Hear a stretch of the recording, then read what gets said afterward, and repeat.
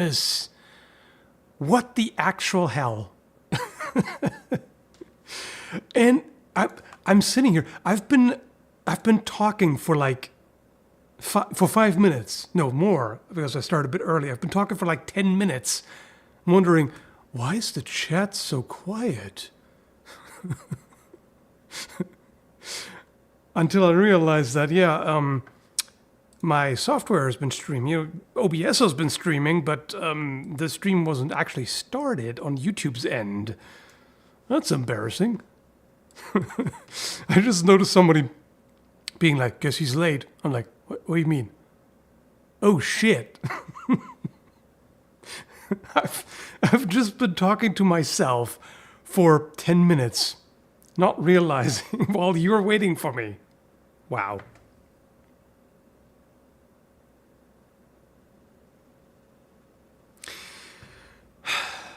How long have I been doing this? I've been doing this for many years. Right? You'd think shit like that doesn't happen anymore. Nah.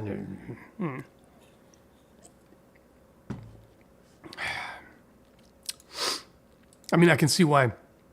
I normally have enable auto start enabled, and for some reason it was off. So it didn't start it didn't go live when I started streaming in OBS.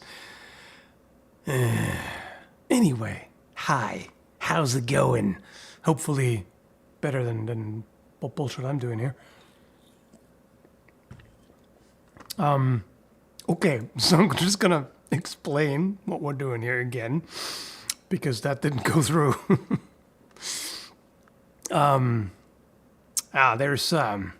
There's some person again. Yes, very good. Now the stream can fully start. Now that this esteemed gentleman has arrived, now we're really good to go. I was just standing here like, well, is my channel officially completely dead now? There's like 29 people in here, and no, I wasn't actually live when I thought I was. Okay, so here's the silly idea I have for this stream here. Random fictional characters with certain weapons, like the best weapon for them to use and the best weapon to use against them. So this is the first one that this random generator picked, Tin Man. And I figured this is I don't know if you can call him an armored character or if he is the armor, might be the latter. Either way, probably fairly damage resistant, right? And probably decent amount of strength. Not exactly fast and agile and, skilled and fine motor skills and all that. So I figured the best weapon both to be used by the Tin Man and against the Tin Man is probably something like a poleaxe or warhammer. Two-handed, I'm thinking, for maximum effect. What do you think, folks? Should work. Again, both against him and should also work for him, because, as I said, not exactly the most dexterous kind of character. Probably sort of lumbering. What's his physical strength? Yeah, good question. I don't remember him showing exceptional feats of strength. It's been a long time, so I might be forgetting something, but I would assume that he's at the very least not weak, but probably a bit stiff. Salt water? I mean, it still takes a while. It's not going to corrode it instantaneously. You still have to wait for the rust to build up, He's not going to oxidize within a matter of seconds. So he can still bludgeon you to death within that time, right? So you might want something else other than just a saltwater sprayer. Hammer, yep. Fire, lots of it. Oh, you want to ruin his heat treatment? You want to make him brittle? I feel like at first it will make him worse.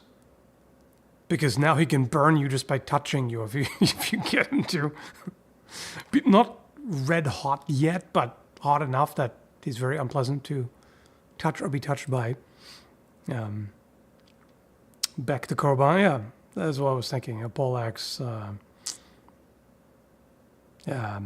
some sort of war pick. I mean, a poleaxe already includes that, but or can. It either has a hammer or it has the pick. Heat metal spell, no magic, just actual weapons. Yeah, do you think that's the best weapon for him too, or is there something else that he'd be better off using?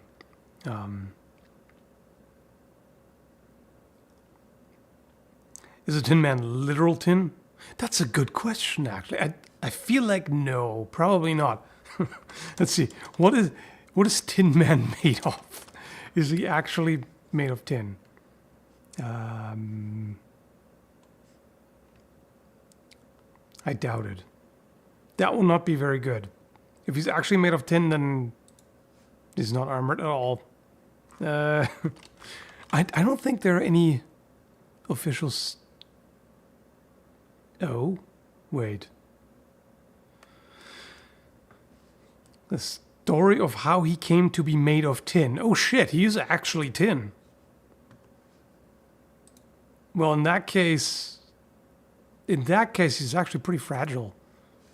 In that case, you can... I mean, still, I feel like a blunt impact weapon still makes sense because you would dent him easily and then he can't move anymore, right?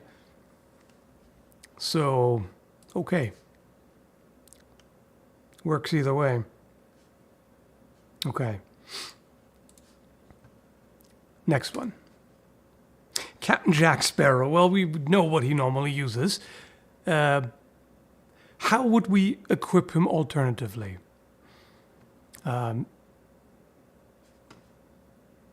Maybe I'm thinking too stereotypically, but I feel like the guy...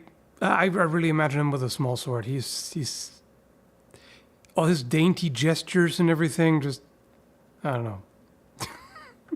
I feel like small sword.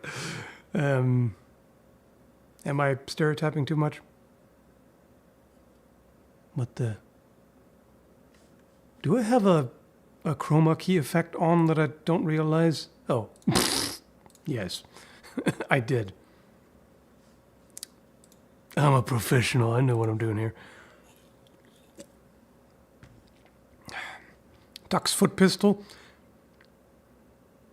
You know what? That sounds like something Jack Sparrow might do. It kind of does. You know, like... And it sounds like the kind of thing where... like, he fires it, nothing happens. Flash in the pan. Everybody's like, yeah, let's get him. And then, like... 5 seconds later, there's a hang fire and it just suddenly goes off and randomly shreds everyone and he gets away with it even though he had no idea what he was doing. You know, that kind of thing. A whip? Yeah, maybe. I can sort of see that.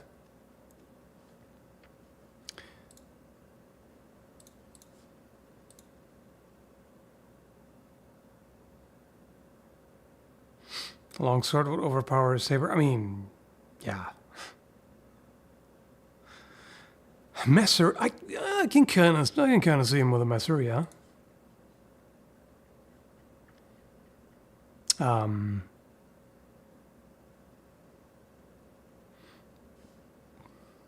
You know what?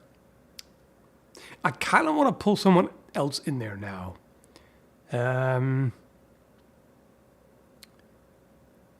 Because, like, he's set in a certain, like, historically inspired world. And he already has a certain kind of weapon. So, what if we put him up against Marty McFly? Jack Sparrow versus Marty. Oh, my. Okay, how can Marty win this? Obviously with a gun. Okay, Jack could also have a gun. but Marty can have the better one. But melee weapons, is there anything we could give the two to make this halfway fair? Because Marty doesn't know how to fight, obviously. I mean, with weapons. He's not a great brawler either. But anyway, Marty's not a fighter. So what do we do with a car? Yeah, well, if he just runs him over with the DeLorean, then that's it. No cars, okay? No vehicles, no machines, no guns.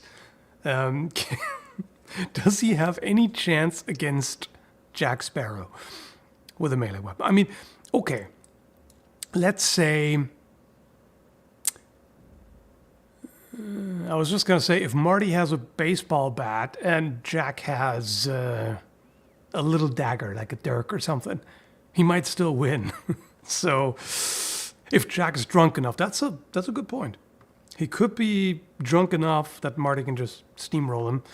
But even then, his luck might kick in.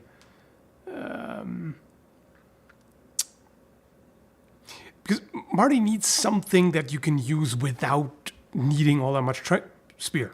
Okay. If Marty has a spear and Jack has a dagger, or even just his standard sword, maybe. Yeah, it could work.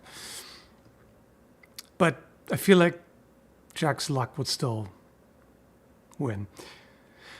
Thanks, Sean. Shanks Fawn. A bit off topic. What do you think of the upcoming KCD2? I'm excited for the early firearms myself in the game. Oh, there are early firearms in it? I didn't actually play the first Kingdom Come much. At first it was kind of cool because, super realistic. I haven't seen that before. But then it wasn't actually that interesting to play. When it comes to, a reasonable amount of realism and historicity within limits, I actually prefer Red Dead Redemption over Kingdom Come Deliverance by a lot. It's much more enjoyable to play. What do you think? Marty McFly versus Captain Jack Sparrow. Is there any way we could rig it and equip the two to make Marty have a chance? Gun. No guns, no vehicles, just melee weapons.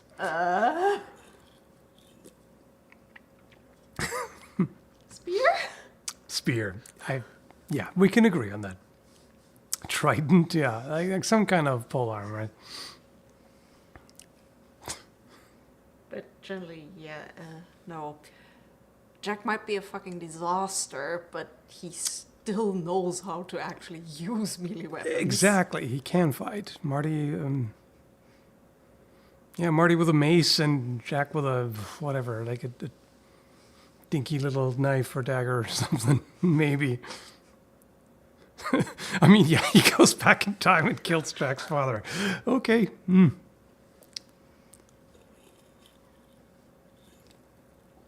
But like, I don't know anything about Jack's father. I don't think we ever get to know anything. But what if the guy could fight too? And that doesn't really solve it, right? Because like, could Marty shank him in his sleep? Yeah, sure, but that's not what we're talking about here. Also, I don't think Marty would do that. No. Jack's father is in one of the movies? He is? I totally forgot. We have not seen all of them. Yeah, even just hand-to-hand, Jack would win. Yeah, true. Does Marty have his Walkman? What does that help him? Yeah, I don't think this is going to happen. Okay. What about Gollum versus Luke Skywalker? Oh boy. Okay. No. This is done. There's nothing we can... There's nothing Gollum can do here. Like, even if you give Gollum the best weapon he can possibly handle and give Luke a fork, or he's still gonna... He can just use the Force to annihilate Gollum. It's just this not... No. There's nothing we can do here. Luke wouldn't kill Gollum. That's true. Gollum might still be able to sneakily get a hit in on him because Luke refuses. That's what he does, but still. I mean, there's something about Gollum, because this is the weird thing. There's so many characters actually running in him on both the quote-unquote good and bad side, and nobody kills this guy. Seriously. He's just too pathetic. I mean, it's just, they would just feel bad. I mean, you would feel dirty for dispatching him. I mean, unless you see it as doing him a favor. Yeah, I mean, put him out of his misery. As somebody pointed out, Gollum definitely shanks and strangles. Yeah, it's not like he's helpless, but against Luke Skywalker, just no. We don't even have to take this any further. Nope. Okay, how about I know Nemo versus Captain Hook? Captain Hook is gonna have a fish burger or something. That's all there is to it. He's gonna have fish fingers for dinner. Yep. You know. Thanks, Chaos Omega. Merry Christmas, Lo Saturnalia, Happy Solstice, Blessed Yule, Happy Hanukkah, etc., etc., etc., etc. Yeah, all of those to you, or whichever one you prefer. Happy Merry, whatever you do or don't celebrate. Yep. Can't say Happy Holidays anymore, right? Because that's offensive. No. Anyway, all right. How about? No. Genie versus Lancelot? Wait, what? Which Lancelot? Which Lancelot? I mean, I'll take that version. A very fabulous Lancelot, but I don't know who he's from. Can the genie fight? I mean, he can do whatever, right? Well, he needs to follow the rules. Yeah. Is he allowed to fight? Probably not. But you wouldn't be able to hurt him. No. Which means probably in the end Genie wins simply by being immortal, and Lancelot is not. Okay, this is not working. No. Sorry, the Doctor the Master. Doctor too, but the Master definitely. I don't know anything about him, so he's a Time Lord. That's really all you need to know. Okay. Also, the most sassy bitch, no matter if he's currently the Master or the Mistress. And when your opponent is the Doctor, who for most purposes is sort of kind of omnipotent, even though he really isn't, and the Master is still a real problem. Yeah, no. Okay. I would say the Master wins against nearly anybody, actually. I'm going to do the random weapon generator. I'm just going to go with whatever's on the left, goes to the character on the left. And, Mancatcher and Kusarigama. So, the Master can't actually kill... Well, he still can. If he gets him in there and forces him on the ground, then he can do other things to him. That sounds weird out of context. Anyway, Kusarigama... It's actually not a bad thing against the Mancatcher, because you can wrap the chain around it and try to pull it down and then move in with the sickle. That's actually not a bad thing, but that's probably not enough to reduce the gap sufficiently. And there's also the question, what does the Master have access to? Because what can he do just by himself without any gadgets and stuff? Now, ain't that a question in which season we're in? Okay. The thing is also just, he's never alone and never without at least 3 backup plans. He's a schemer, and a bad schemer. Yeah. Thanks, Lucas. Why weren't historical blades painted for style? Because it wouldn't look very good when you actually use them, because the paint would just scratch up and chip off and wear off, and it just... I mean, later times, if you want to count bluing and whatnot, and sort of painted, but generally, for something that you're going to use, it doesn't make a whole lot of sense. Okay. How about Indiana Jones? Huh? Poe Dameron? Anybody know who that is? Oh, Star Wars? I mean, it does look like Star Wars, but I don't remember that character at all. Yes, because you refused to watch the newer ones with me. Oh, is that in one of the newer ones? Yep. Yeah, no, fuck that. Anything past the original trilogy can't just burn in a fire.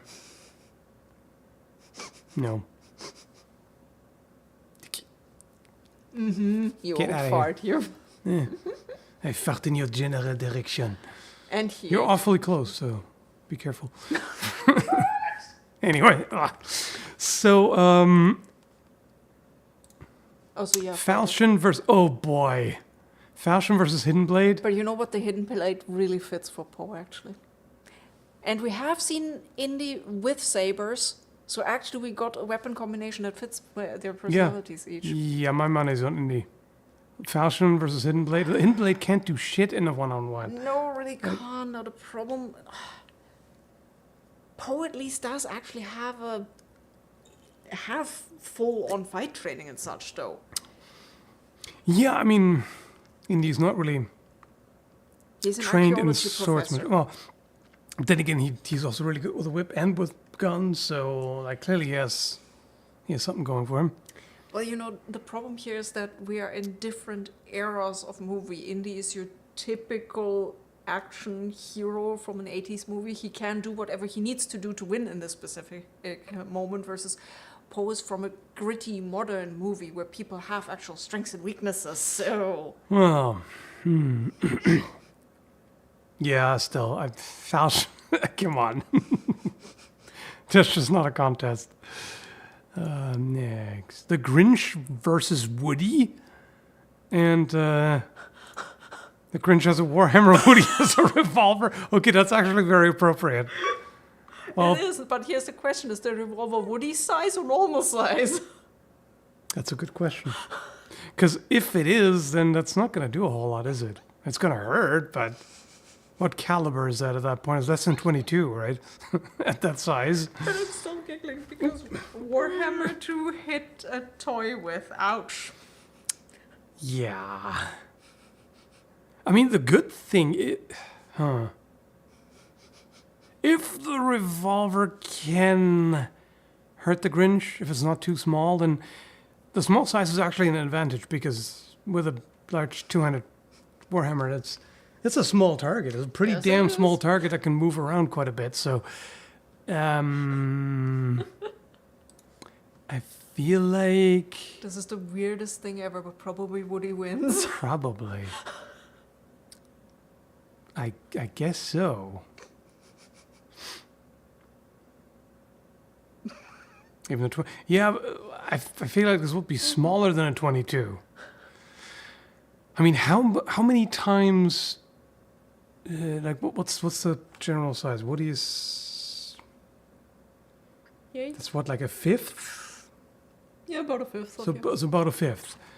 So if we think of like 45 Colt, and then a fifth of that. So can I get that in millimeters? No, please? you won't. No. Okay, that's fine. So It's smaller than a fifth. 22. Yeah, definitely. 452. So 0.1 basically, like just under 0.1 inch. That is 2.54 millimeters. No. No. He couldn't hurt him. No, you couldn't. If you make them both the same size, then yeah, Woody wins. But this one, no,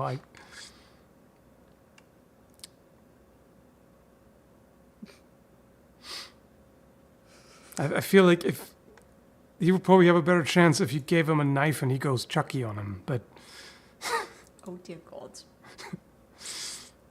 thanks, Vane. Whoville is inside a snowflake. Woody is bigger than the Grinch.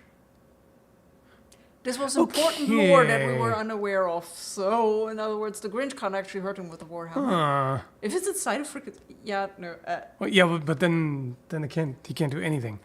We have to assume that Woody is in Whoville or that the Grinch is outside of it, like kind of scaled up to that situation, right?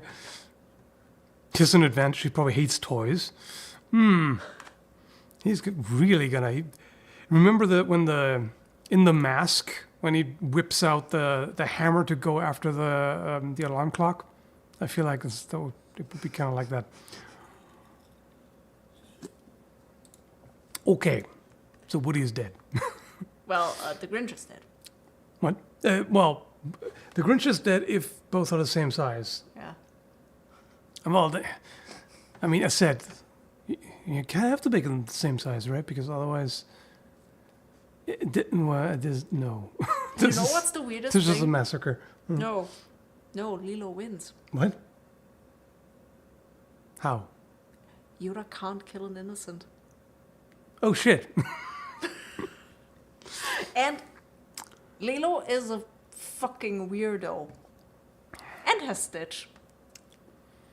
So, Stitch goes after Yoda. But Stitch can't win against you. What weapons anyway? Backsword versus parrying dagger. I mean, I said if Yoda's not going to fight, then that doesn't matter too much. I suppose. Please, nobody hand Lilo a dagger. That's a very bad idea. Is it a bad idea or is it a good idea? That depends on your definition of menace.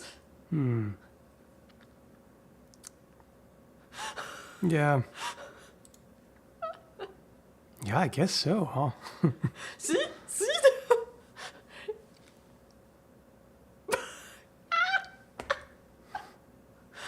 Yoda on the street, Yoda on the ambulance.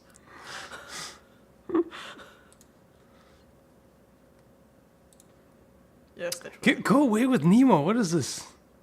Wonder Woman against the Mad Hatter. Yeah, With a trident versus a heavy flail? Yeah, she's got this. I mean, she got this anyway, but since Yeah. Wonder Woman, the trident she would probably get is from Poseidon, the Mad Hatter is even worse off. I mean, it doesn't matter at that point, even if she has no weapon. It's just done. There's just no debating that.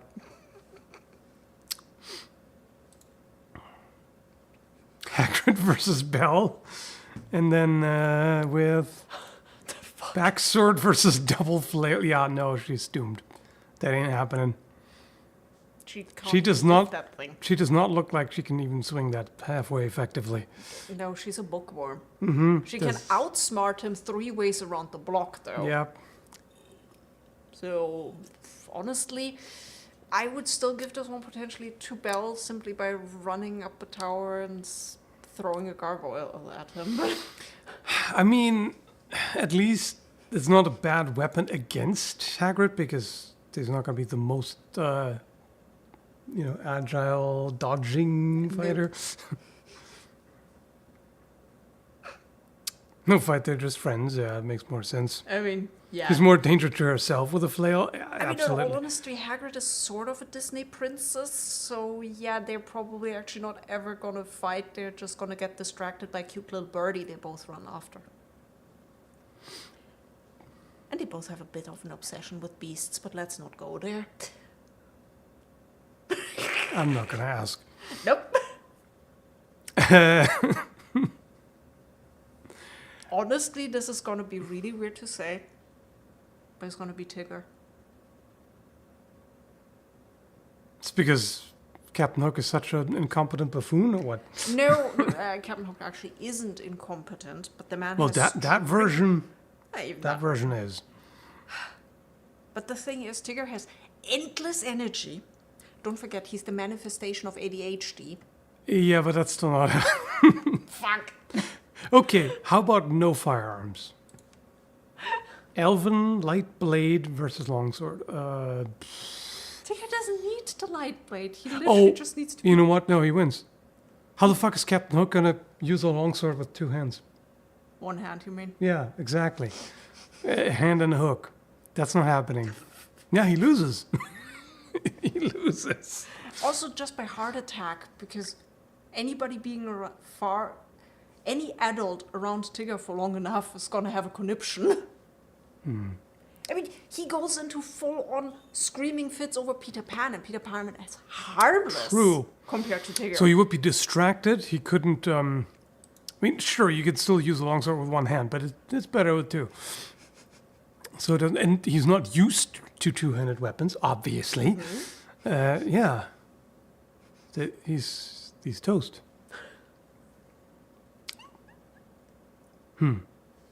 Okay. Captain America versus Little John. Oh boy, that's a massacre. Yes, that's a massacre. Cutlass versus Scythe. I mean, normally the Scythe would have a reach advantage, but I don't think it's going to matter here. Like, without his shield, that's still no. That doesn't matter.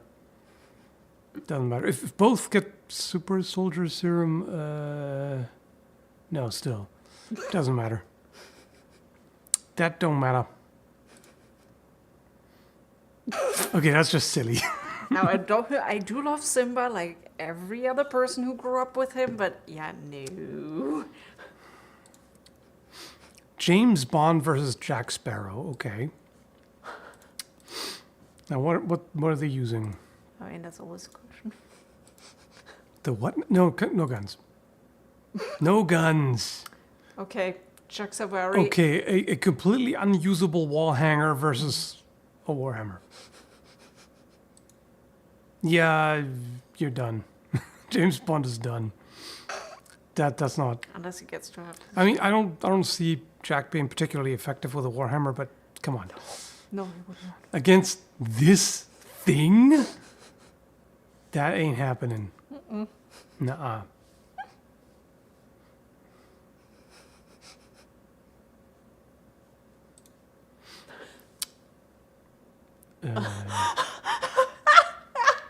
Who's that again? That's the kid that belongs with Winnie the Pooh. Oh, okay. Yeah, well, no. Buzz.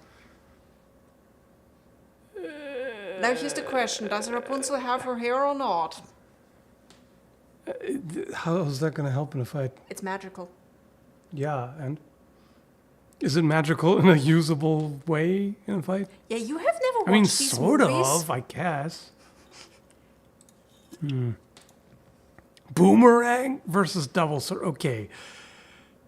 I mean, neither of them really will know how to use these things, but And double thank sword you, is Nicodemus. Does she still have her pan? double sword is trash. So that's I would bet on the boomerang. I mean, the problem is, Ouch. if you miss With which one? with the boomerang, With the boomerang? because like the whole it comes straight back to you. It's not with So- actual weapon boomerangs. They will not come back to you. So I love that we started a hair discussion here. What? Who has more hair, Chewie or Rapunzel? Rapunzel, I would think, still. Yeah, I think even if you gathered all the fur and made it, they put it on his head, it still wouldn't be the same. But yeah, I also don't think those two would fight. No, they wouldn't, but if they had to for some reason, yeah, hitting a Wookiee with a boomerang wouldn't do much. Yeah, that's true. Yeah, it's no, even though it's a really shitty mall ninja weapon, he's still gonna win.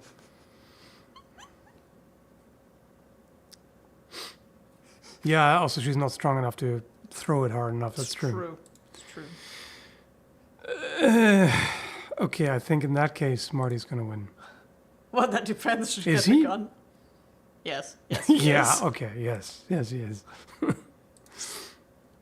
Frodo versus Batman. I don't think that even matters what weapon that is. It says bolas, but it's a blowgun. Okay. Either way, doesn't matter. If Batman has an arming sword and Frodo has either bolas or a blowgun, that's it. Does he have the ring? No, that would be a separate piece of equipment. Okay, does he have his mithril shirt? Even if he does. I mean, of course the problem is Batman wouldn't want to kill him, but even then I think he's just going to knock him out with a pommel or something. I mean, yeah, that. It's just no, absolutely not happening. Frodo isn't a fighter. He was never meant to be a fighter. I mean, Batman would beat him to a pulp without weapons, regardless of what weapon Frodo might have. I mean, yeah. Let's just be realistic here. As the chat says, it's all a question of does he have the ring or not. Yeah. Oh, come on, the ring might prefer to go to Batman. I don't know, that guy would be even harder to influence than Frodo. Oh yeah, he might actually have the willpower to escape the influence of the ring. Mm-hmm. If anyone, Batman in his plot armor, Sherlock Holmes versus the genie. Genie. Yeah. Simply for... Doesn't matter. You can't win against the genie, technically speaking. No, you can't. Sherlock might outsmart him, but what's that going to do for him? He couldn't harm him, no matter what weapon he has. Exactly. Obi-Wan versus Lancelot. Okay, that's again, which Lancelot? So I'm just gonna assume maybe like some weird fantasy version of the historical, it's mythical anyway. Uh-huh. So let's just assume a particularly capable knight. Excellent swordsman. Both are. Yeah, but one of them has a force, I know. Exactly. I know. So, sorry, Obi-Wan, that's not not even a question. No. Okay, even with this piece of shit wall hanger, he would probably still win. He doesn't need it. Yeah, Monk Spade versus Batman, he would still win. Yeah, he would. Mullet wins, yeah. Well, no, he doesn't have a mullet. Anyway, Batman versus the Doctor. That's interesting. This specific Doctor. Doctor, hands down, I'm sorry. This is the one Doctor where it's not even a question. But it's Batman. Yes, but this is the one Doctor that is fucking fed up with shit and will do things a lot of the others won't. But he only has a blowgun and Batman has a greatsword. He's fucked. Well, that depends on how many times Batman is willing to kill him. Oh. I mean, Batman isn't willing to kill anyone. He would incapacitate him. That's actually works better, doesn't it? Still. Yes, Doctor is the most common cause of death in the universe. That's true. And I mean, the Doctor. Not as a running show. That guy has a death count. It's bad. Yeah, but Batman. Yeah, still. Batman's still only human. I mean, it's also the brave and the bold Batman was a goofball, so... I mean, not as goofy as the 60s one, but whatever. Who's that? Harry Potter. Okay, whatever. Which I'm willing to just say Simba just because. Shaggy versus Ray? Yeah, Shaggy. He's only going to use 1% of his power, and he's still going to win. We know that. And Ray's a shitty character, so whatever. Yikes. Swordbreaker versus Side Sword? Yeah, Shaggy's still going to win. It doesn't matter. I love that the... Okay, yeah. there's something I don't know about Shaggy, clearly. What, you haven't seen the Shaggy memes? Where he's like the most powerful being in the universe? I mean, he probably is. It's like One Punch Man, basically. Okay, clearly. How have you not seen that? Says the guy who doesn't know who half of these characters are. Get out of here. No. Sure. Yeah, Shaggy, obviously. Glinda. Yeah. She's not as good as she wants us to believe, anyway. No, not guns. Yeah, Glinda. Glinda with a glaive. How appropriate. I can see her pull that off visuals-wise. Hmm.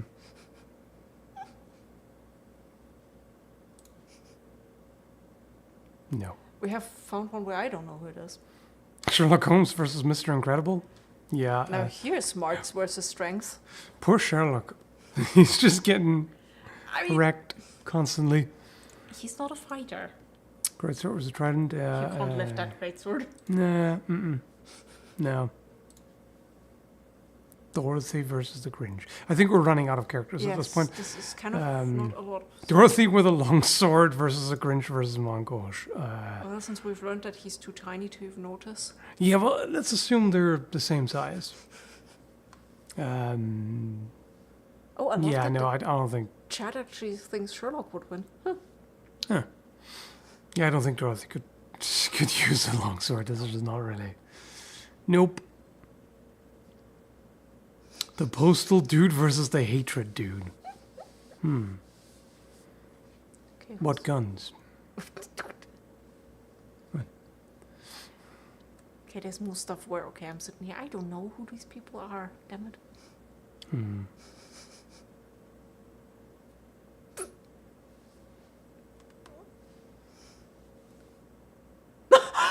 Best weapon for Dalek? Dalek. Dalek, yeah. Please. Also, that's written wrong. Um, Whatever exterminates. no, what prevents extermination? Because they want to exterminate. Yeah, but it's for a Dalek, not against Oh, a yeah. Dalek. Well, okay. Four can mean either or, basically. Well, they can't hold anything, so they're weapons Some themselves. of them have suction caps, so... Against, well, some kind of anti-armor thing. Again, poleaxe or Warhammer, something like that.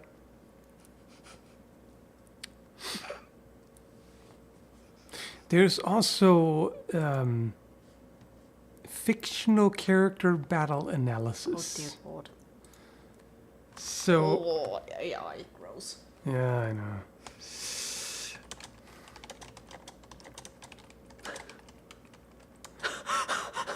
Actually, YJ, we have seen them hover around, so sadly stairs do not defeat them if we're far enough down in the seasons. Doomguy Master Chief, why not? I mean, honestly, I think Mask versus Genie is a good one.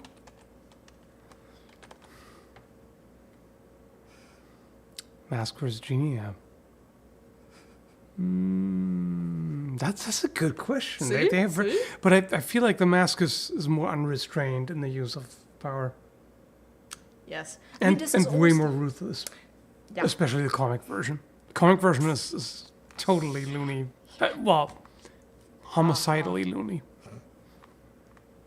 Okay, what do we have here? Wow. That bot is going in. Okay, but we'll just let it Run. frantically type.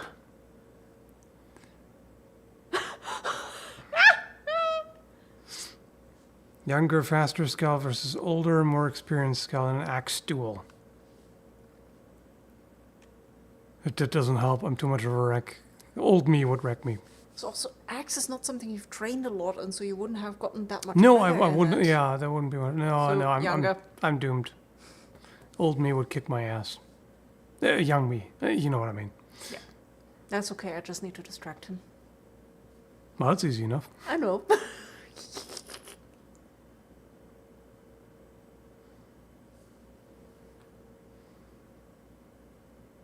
Okay, so according to this, Doom guy would win. Let's see. How's that? 15 pages later, okay. Yeah. Clearly, I know which forms to go. Okay, yeah, we know what they do, blah, blah, blah, blah. Okay, wait, round 2? So where's round 1? Oh, okay, does it just compare? There's not an actual round, is it? No. It's not a round, you're just... Okay, so Doom guy has the strength advantage. Demon slaying feats, supernatural resilience. Master Chief's got precision and augmented reflexes. Yeah, okay. Weapons, yeah, they both have a lot. I feel like Doom guy probably wins just slightly. Yeah, Big fucking more guy. destructive. Yeah, BFG. okay. Durability and endurance. I mean, they're both pretty hard to destroy, I guess. Doomslayer's unkillable. Well, that's bad. If you're unkillable, Is he? Well, I mean, no. According to the game, no. Because you can't be defeated. Master Chief. Yeah, they're both armored. Master Chief has the better armor, clearly. And he has, the shield, like, energy shields as well. Slayer isn't really, well, I mean... Okay, I love that the game version isn't lore accurate and I can't tell which one it means. Yeah. Let's see. Yeah, tactics. Doomslayer has no tactics, pretty much. He's just very, very angry. Master Chief is a tactician, so yeah, clearly he has the edge there. Ruined City, blending elements of earth and hell. Lava flows through the streets. Does it now? Okay. All right. We don't even need nerds anymore. This is wow. They replaced the purest form of the internet. I'm appalled. Yeah. I don't think I like this too much. Nope. Also, it's too much text. Somebody is. It's too much text. Yeah, it is. So, supposedly, Slayer wins. I mean, the guy's too stubborn. Too stubborn and too angry to lose, I guess. So, maybe? Oh god, somebody asked the Sonic versus Mario question because of course. Sonic versus Mario. What weapons do they have? They don't need any weapons. Sonic I know. is too fast. I know, but just... Seriously. Okay, that depends on who. If Mario has a crossbow, then yeah, good luck hitting that. Yep. The blue blur or whatever. If he has, I mean, it would still be pretty difficult to hit Mario with a crossbow. Uh-huh. Maul and Trident. I mean, if we think about an actual fight, especially with weapons, speed would be such a huge advantage.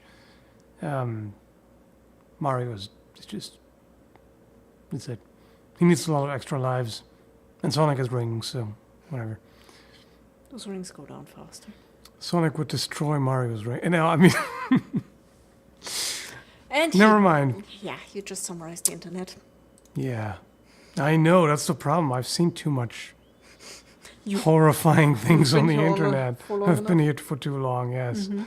Very much so. I don't like that the internet corrupts our minds like that. Brain rot. Plus Mario is just the guy from Brooklyn. Well, he's a bit more than that. At least in the Mushroom Kingdom.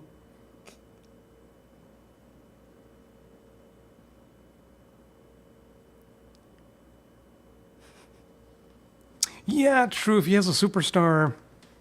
I mean, didn't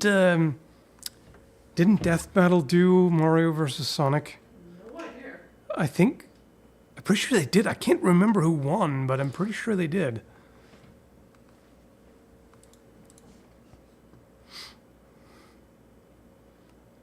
Hey, Vaughn, how's it going?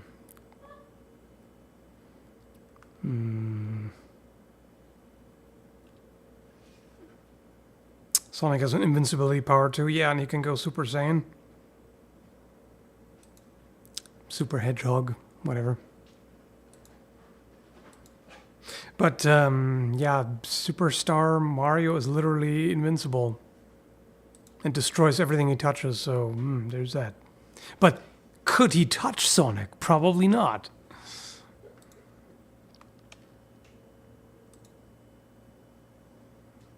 Eggman would destroy Bowser? Yeah. Yeah, he probably would.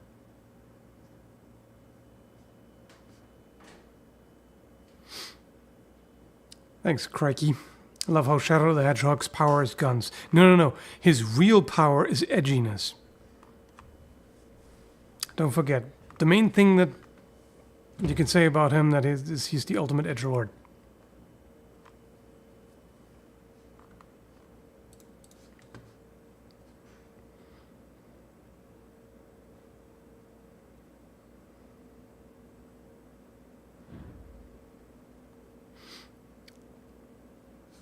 Let's see, are there any other random character pickers? Because in this generator here, we've pretty much... They keep repeating at this point. Let's see, random character picker. Nope, that's the same. Random cartoon character generator.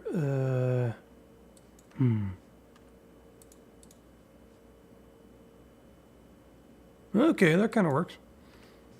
I'll try that.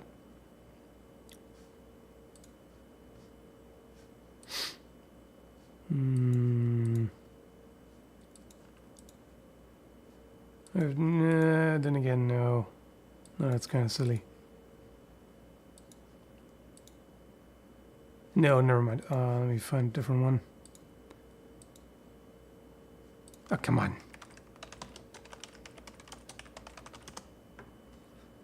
Why is there no Mortal Kombat / Tekken crossover yet? Licensing issues, I'm assuming. I mean, that's generally the thing, right? Why is there no this versus that? Licensing. That's generally why. Unless both are owned by the same company. A corporation. That's not really happening, is it? No, not character name generators. Is it really just that one? Seems like it.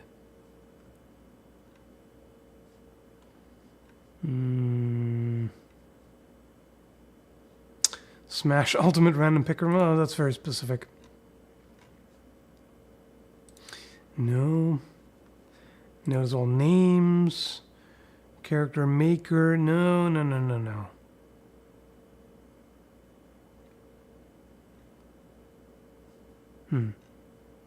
Can't find any other one. Oh, wait. Random video game character generator. Maybe. Okay, yeah, that works. That kind of works. Let's see.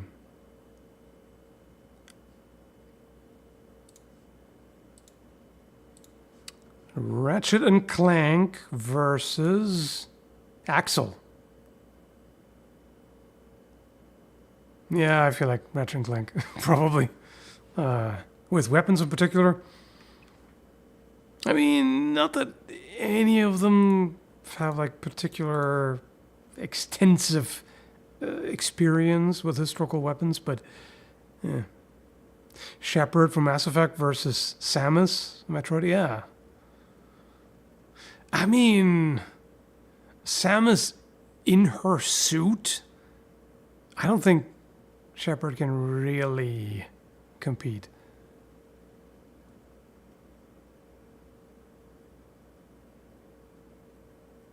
Unfair 2 versus 1, yeah, exactly, right.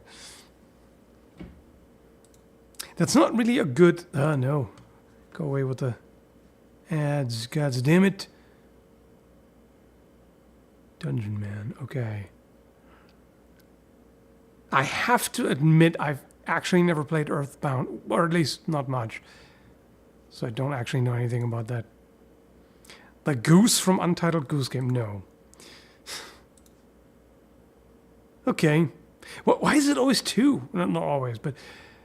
Clementine and Lee versus Drew Carey from The Sims. Okay, whatever. That's not even worth talking about. Spyro versus... Who's that? I don't know. That's not going to work either. Parappa the Rapper. Oh my goodness. That's old. Versus Lara Croft. Yeah, no. Sorry. Parappa, you're done. You do not stand a chance against pyramid-chested Lara. Or any version of her.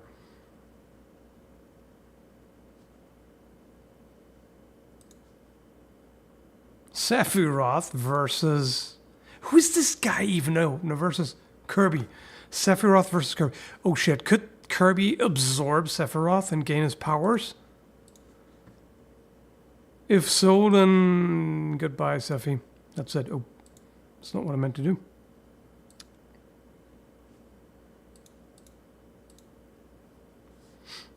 Lara Croft with her infinite pistol reloads versus the entire Resident Evil series? What do you mean the entire series? Like, she goes through the games or whatever? I mean, I feel like she would probably do better. Because she could do a lot of things that Jill and Chris and you know, Leon and all, I don't think that they could do that. I mean, Leon is an athletic guy, as is Chris, obviously. They're all very capable, but I feel like her, you know, parkour ability with infinite reloads, I think that would do a lot better. Because that's one of the main things that make Resident Evil difficult, right? The fact that you have limited ammo.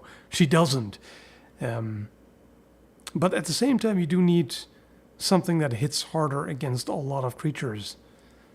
If she can still use a bazooka and a rocket launcher and all that, then yeah. If not, if all she has is the pistol, that would be a bit difficult. Yeah, exactly. She can accurately shoot 2 pistols while backflipping. She has absolutely insane skills. Somehow.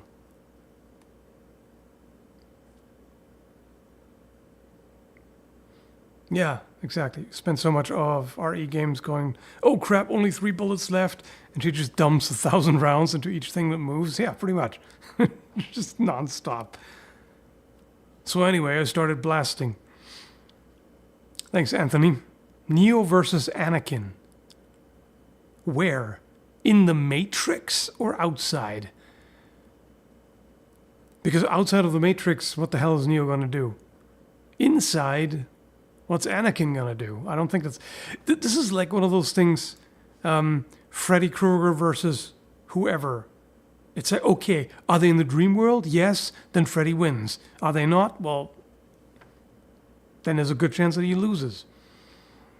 Depending on who he's fighting. But, I mean, unless the opponent can manage to take him into the real world. You know, like someone wakes him up and they hold on to Freddy. That's how it happens. But that's after they've already found out who Freddy is and what he does. Right? If Freddy just meets someone in the dream world and that enemy doesn't know who Freddy is or what he does, and well, that's it. It's just done. Right? It's like maybe someone like Batman has a chance, or even better, like an empath or someone with some sort of, like Professor X, for example. Yeah, he could probably defeat Freddy even on his own terms. Batman would probably be able to resist for a while, but eventually, you know, it's still Freddy's game, right? I mean, the question is, how much does willpower really help? They were able to fight Freddy for a while, like giving himself superpowers in the dreams, right? You know, in Dream Warriors. But ultimately, he was just toying with them. He could just overpower them no matter what they did. So...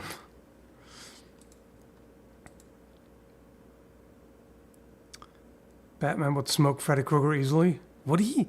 In the dream world? I don't think so. I mean, he would stand a much better chance than anyone else, obviously, but would he really make it long term? Maybe. Hey, Metatron, how's it going? What characters would you like to see fight? Just totally randomly with certain kinds of weapons from history. In particular. Basically, you know, like, anyone versus Freddy. If Freddy Krueger's in the real world and whoever is fighting him has just about any historical weapon, they're gonna win pretty much. Because the blade glove is garbage as a weapon. It's a torture instrument, it's not a weapon, so that wouldn't really work. Metatron versus Matt Easton, weapon of choice.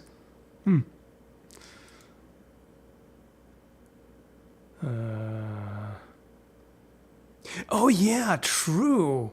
You're right, there is an episode of Justice League where Batman actually fights a guy who has dream powers. That's true.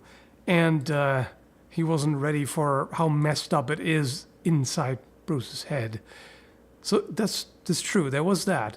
So Batman did actually defeat a guy like Freddy before. Maybe not quite as powerful as Freddy, but yeah, that's true. He did that. So he might actually defeat him.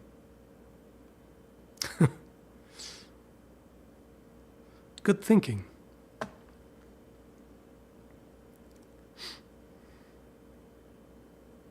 Matt Easton would win unless he has a sword and I have a firearm and we start at a distance. Yeah, that's how I feel too.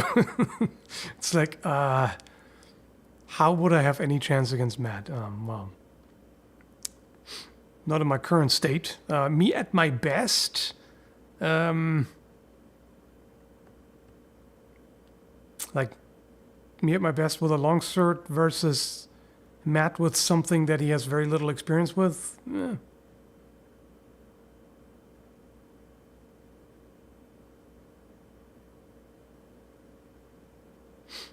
Yeah, he's tall too, so he has a reach advantage.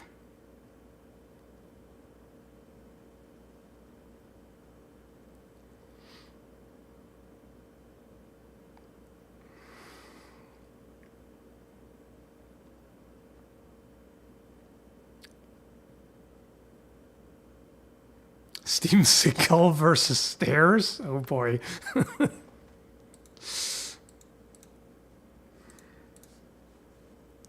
I wish there were more random character... Well, not generators, pickers. Oh, wait, hang on. Oh, no, that's characters in the sense of text.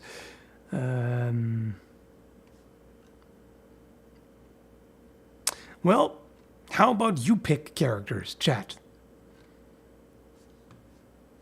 You pick characters you would want to see fight.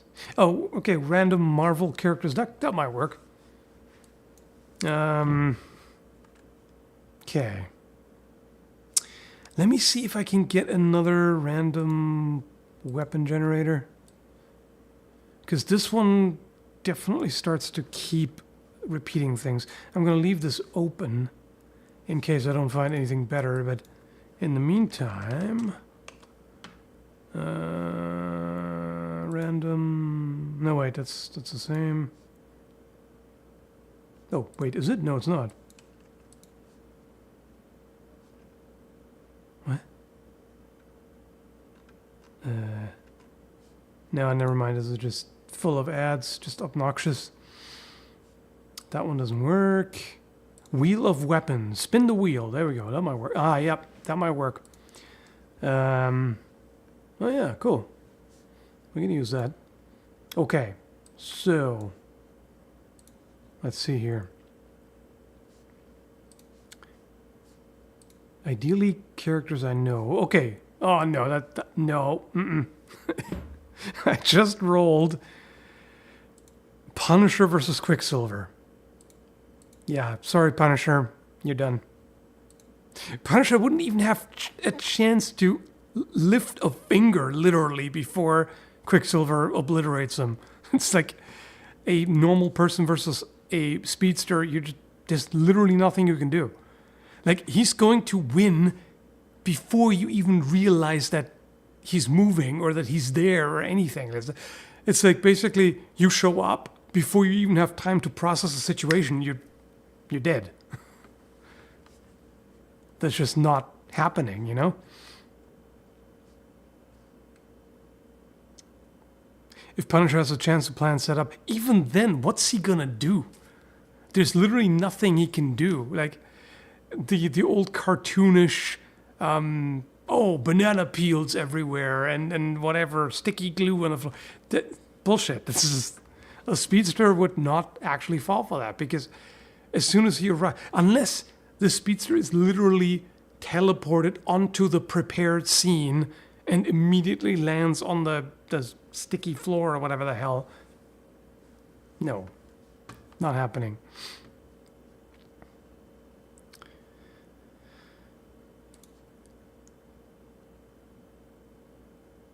I don't know who these are. I don't know who these are either. No, sorry.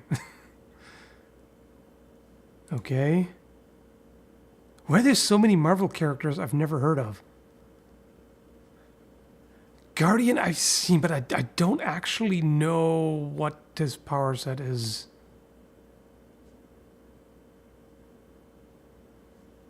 It might just be the kind of generic speed and power and all that, right? I should know him, but I don't know much. I don't know who Killraven is. Okay, maybe this Marvel thing is not going to work. There's so many characters that I don't know. Who's Wonder Man? Has anyone heard of that guy?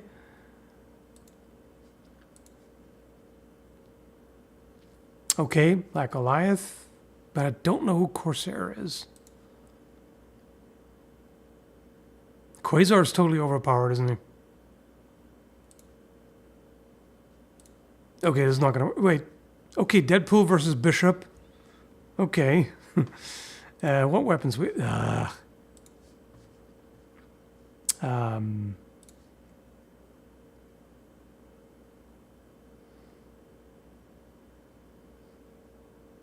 So machete. So let's see. Deadpool has a machete, and Bishop has... I mean, does it really matter against healing factor? Probably not. Halberd. I mean, okay, the halberd is better, but it's not really gonna work when he just comes back from everything, right? Thanks, Crikey. Chun-Li versus Taki because thighs. Good point.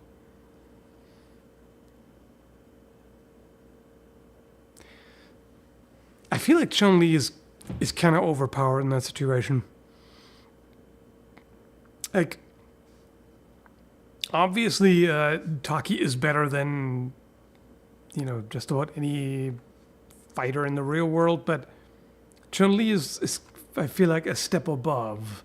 Because she has pretty much superhuman strength and toughness and all that, and can generate ki blasts and all that stuff. I feel like those are... The power levels are a little bit mismatched there. Who has the bigger thighs? I feel like Chun-Li has the bigger thighs, but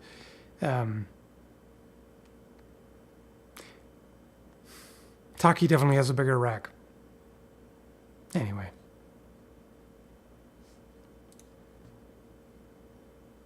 I don't know. No. Okay, Black Knight versus Harry Osborn. So Black Knight gets...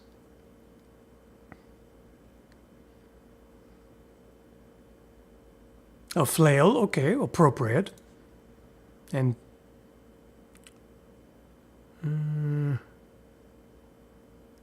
flail versus mace. Okay, that's...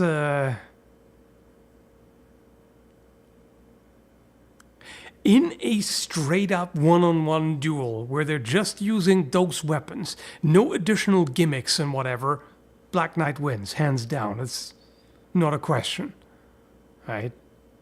Because he actually knows how to use that stuff. That's not Harry's... That's way outside of Harry's wheelhouse, so that's not really going to work.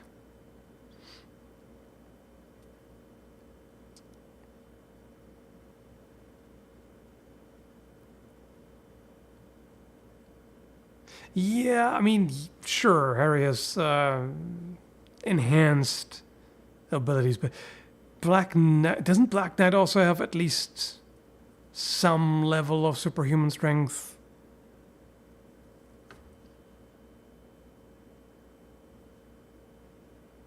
So yeah, in this particular scenario, my money is on Black Knight.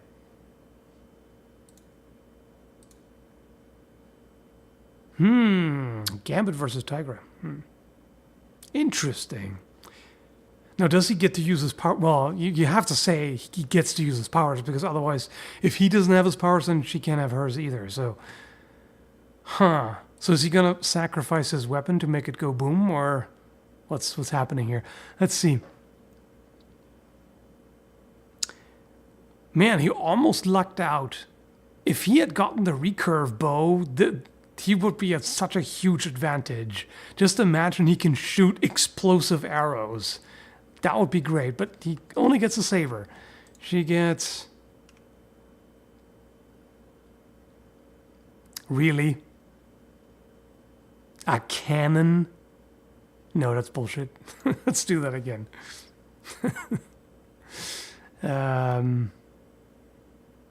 Oh boy, slingshot. Damn. Okay.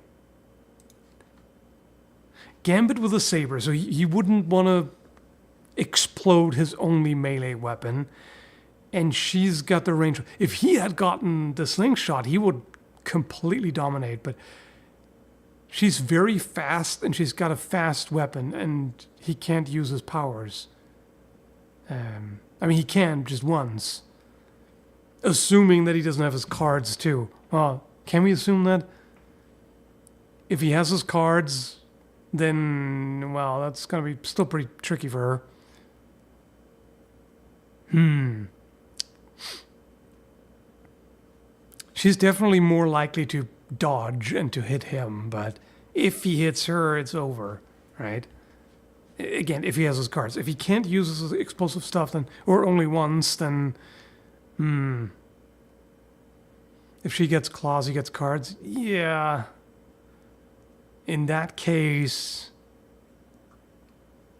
he doesn't really need the saber, does he? I feel like they would be weapons. Yeah. If he still gets the cards, then he doesn't even really need the saber. He will probably win. If he doesn't, if he just gets a saber and he can't throw anything explosive, and she gets a slingshot, then yeah, I feel like she's gonna win.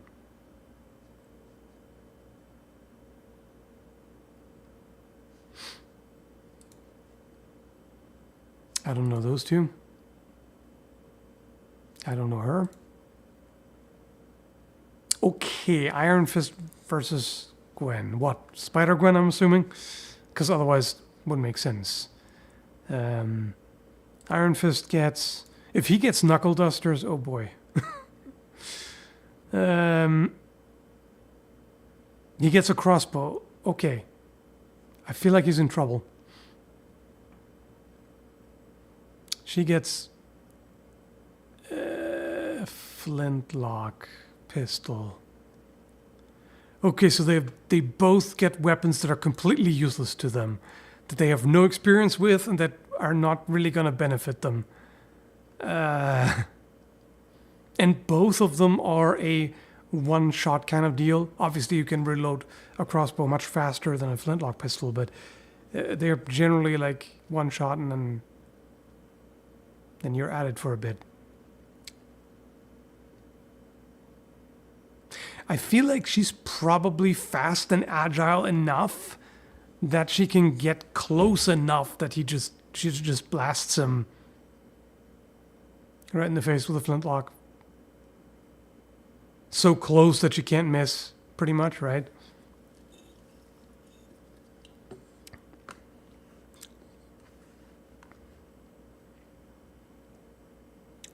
They both can catch the bullet/arrow.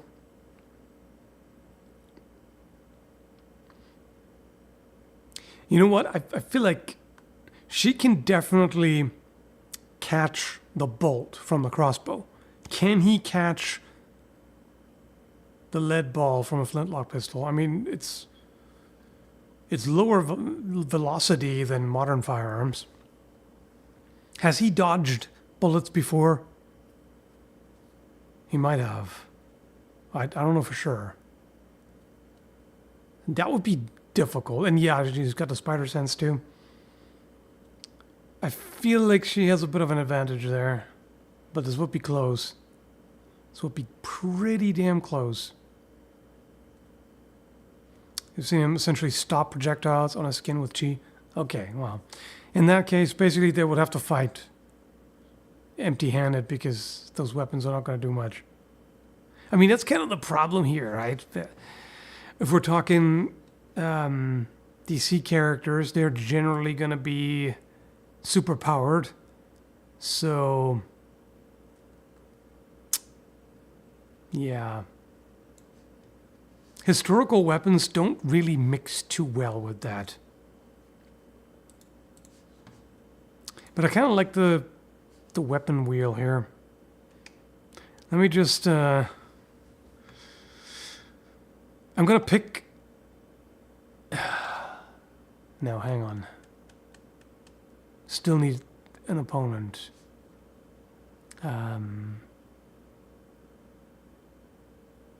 No, let's just assume equally skilled fighters who both know how to use the weapon, okay? Just comparing the weapons directly. Rapier versus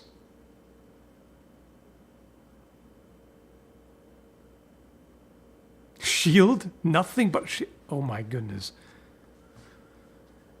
That's kind of messed up because a shield would be very effective against a rapier, but like defending against a rapier, I mean, but there's no offense. So eventually, if all you have a shield and the opponent has a rapier, eventually you're gonna get it.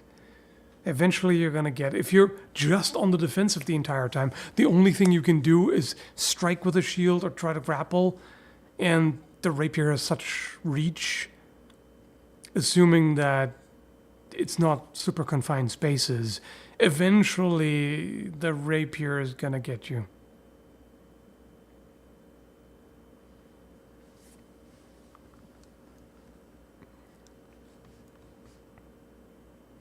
Iron Fist can dodge bullets. Okay, yeah.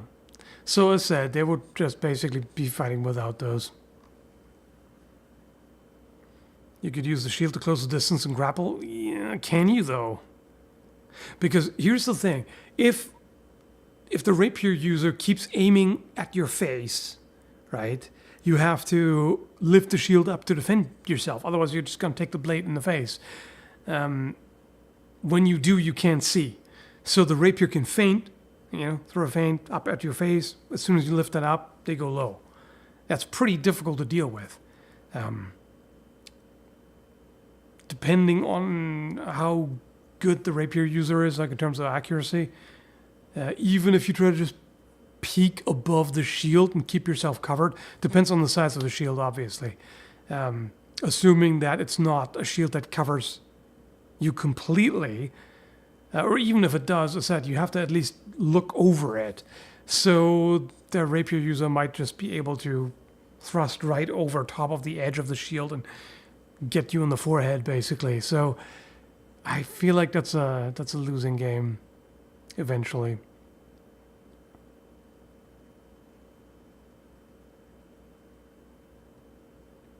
Well, bashing the rapier with a shield is not going to work so well because the shield, even if it's a relatively light shield, is not going to, unless it's a buckler, and in which case you have so little to work with that accuracy becomes a problem. But it would be so easy to withdraw the rapier. Like if you try to go after the rapier and just smash it aside with a slow-moving thing, the rapier is just going to disengage, and as soon as you open yourself up, as soon as the shield has passed the center line, they're just going to stab you. I don't think this is going to work. You need, there is rapier and shield, rapier and rotella against each other, but then you have the rapier to work with, to defend with as well, and attack, obviously. I don't think that has much of a chance at all. Thanks, some person. Me versus an arbitrarily aggressive super chatter that doesn't know when to quit. Well, we already know that you won, so. It has already been decided. Need the buckler with bars on it to catch the blade? That is a better chance. Yeah, that might actually work. Good point.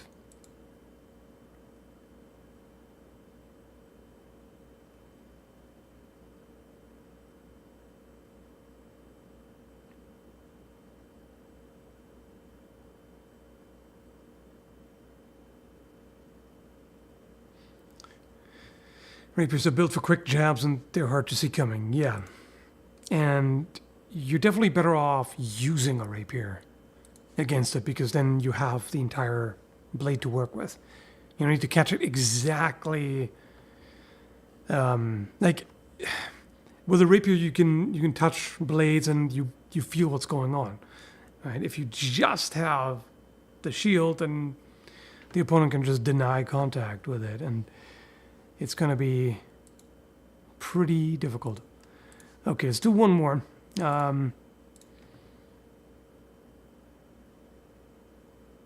Recurve bow, okay, versus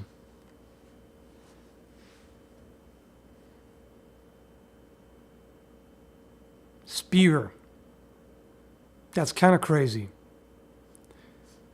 So either the spear user gets shot, depending on what distance they start at, or the bow user just gets poked, to say the least.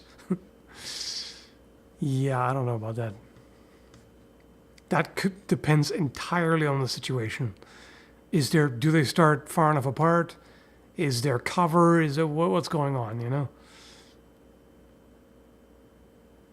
The thing is, even then,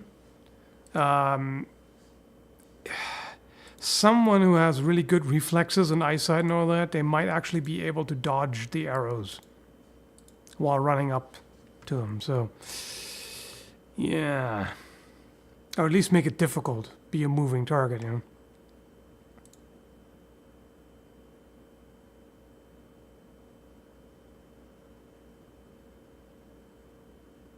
I feel like either way it's decisive. Either one of them gets nailed pretty quickly, and that's the end of it.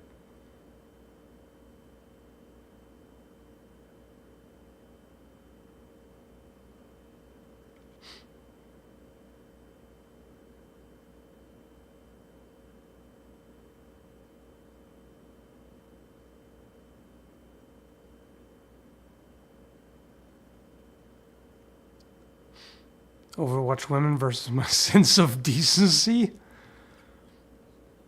That's gonna go out the window pretty quickly, isn't it? Let's be real here.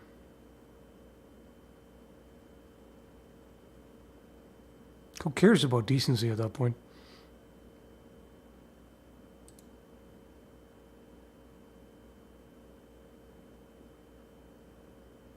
You can feint a shot too? Yeah. But as said, like if the spear person has a chance to just move around erratically, it makes it a lot more difficult to hit a moving target. And again, it depends on the distance and all that.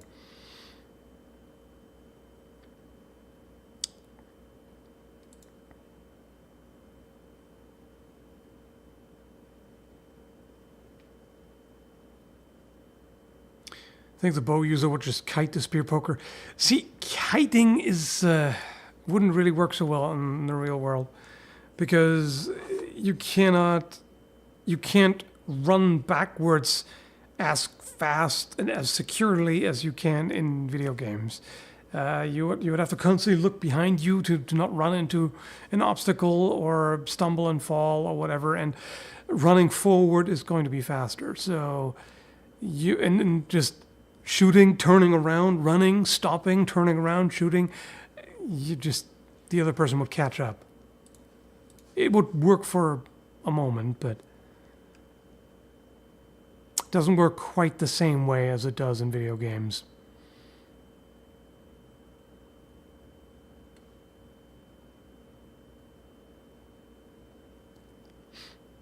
You mean in real life you don't have a third-person view of yourself? Strange, yeah, crazy, right?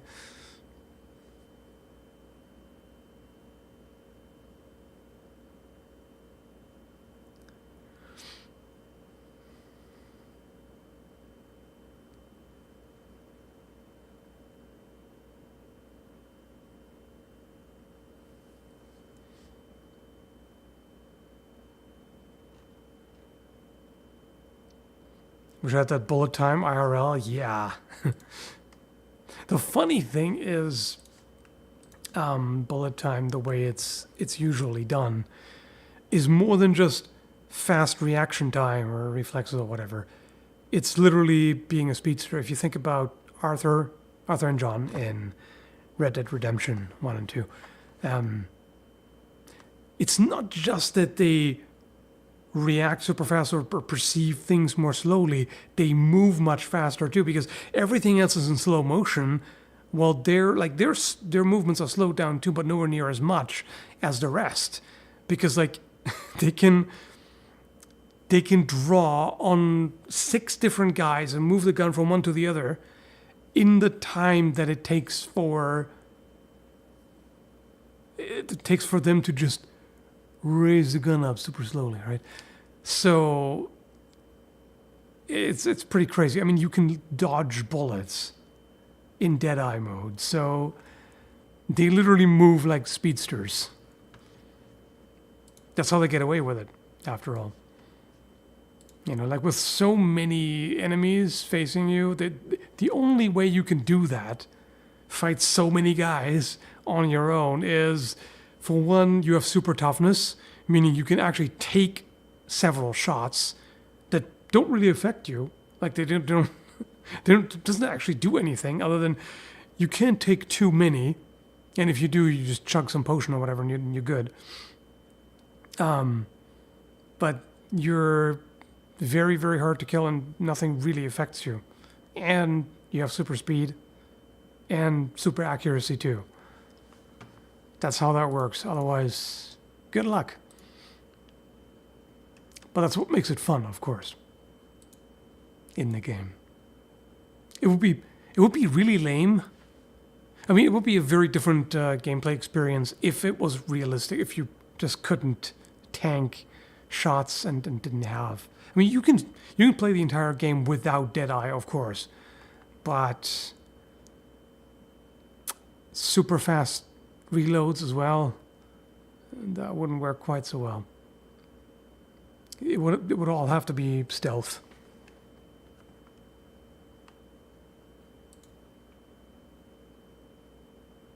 It would be a very different game.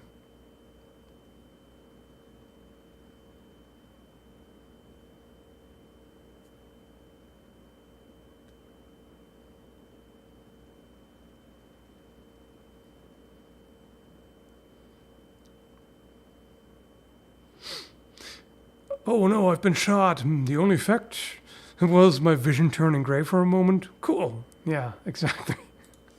It's like, oh, I've been shot in 4 different spots. I'll just take cover for a moment. I'll be fine.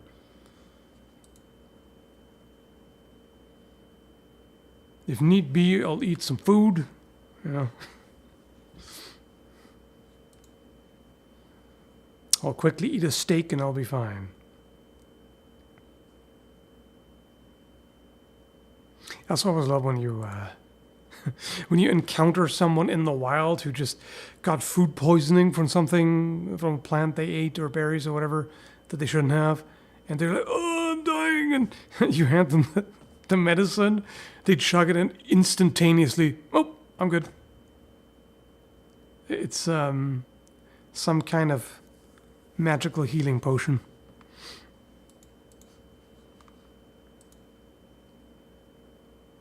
I mean, that's always the thing, right? When healing potions exist, why does anyone ever die in cutscenes? You know, you're like, oh, I'm mortally wounded. Shouldn't someone just be coming along like, oh, don't worry, I got you. Here's a healing potion. Drink it, you'll be good.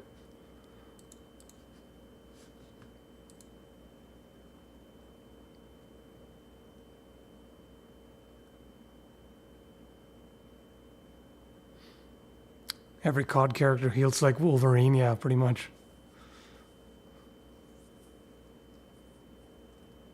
There's that, and then there's the Far Cry method of, oh damn, I was just shot in the head. Let me just straighten out my broken finger and now I'm good.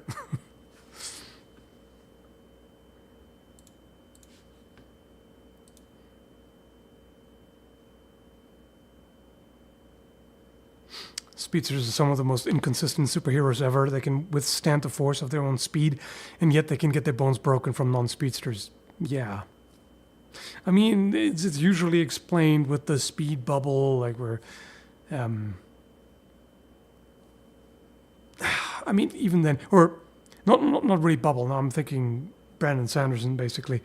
But, like, the speed force insulates them from the effect of the super speed, that kind of thing. But you guys actually have to heal? I just bandaged my arm and I'm fine, yeah. I got stabbed in the chest 3 times, or shot. I'm just going to wrap some bandage around my arm. All good. It would be so incredibly tedious if that crap was realistic. Just imagine, like Arthur Morgan gets shot anywhere, like in the leg or whatever, and now you spend the next couple of weeks just hobbling around. First off, you spend several days fighting off a fever, trying to survive the infection, and then you're hobbling around for a few weeks, and then you got to slowly regain your stats. Ugh. Let alone if it's a more serious gunshot wound. Or like they got to amputate.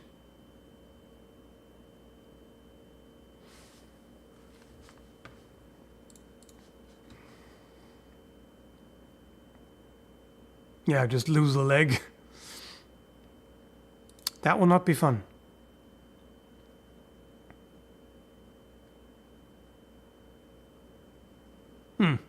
In Uncharted, Nathan Drake doesn't have a health meter. He has luck. The more the screen turns red, the more his luck runs out. When it finally does, he gets hit and dies. Yeah, that's... I've seen that in other games too, where, or at least...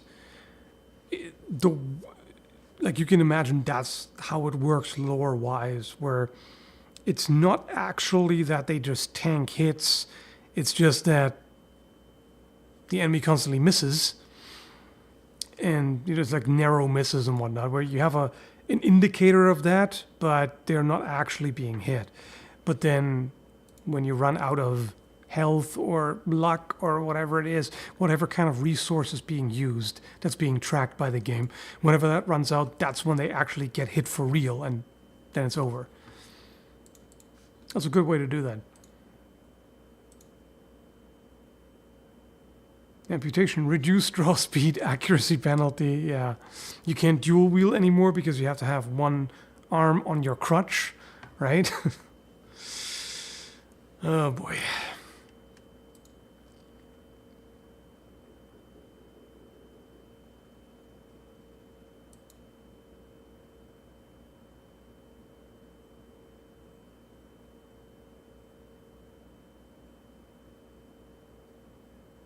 Here's a video game where you have soldiers, but when they die, they are dead forever. Heroes of Might and Magic. No, they run away. Actually, they don't actually die. They run away, and then they can be recruited elsewhere by a different faction. But there's a bunch of games where characters can just be gone permanently. Why? For some reason, the first one that comes to my mind is Jagged Alliance. I don't know why, of all things, but that's an example. And XCOM, of course. XCOM, where you can have a 95% chance of hitting, and, you know, somehow 3 times out of 9, that's weird. Let's say 4 out of 10, they miss.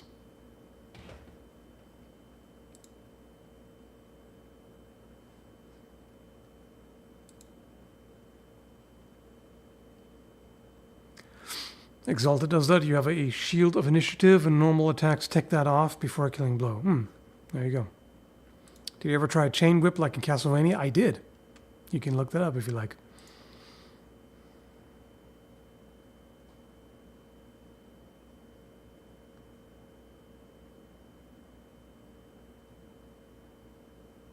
%90 of the time, it misses almost every time, yeah.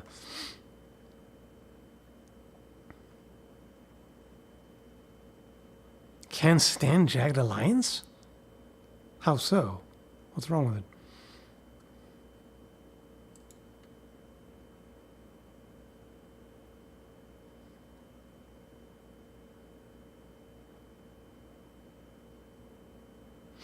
An idea for an RPG where you keep skipping forward 6+ months between adventuring, representing your normal life, which is the only time you can level up and heal. Yeah, that's the thing. You can always just say, okay, there is time in between, but we're skipping that because that time is boring. That's definitely doable.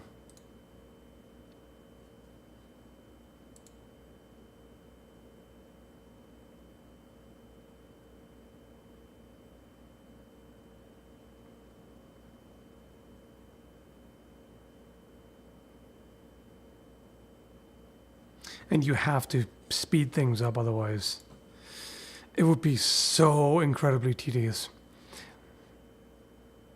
There's plenty of survival games are already tedious because you just sit there and wait while the character is crafting, but at least it's heavily sped up. And time is relative anyway. Game time always goes faster.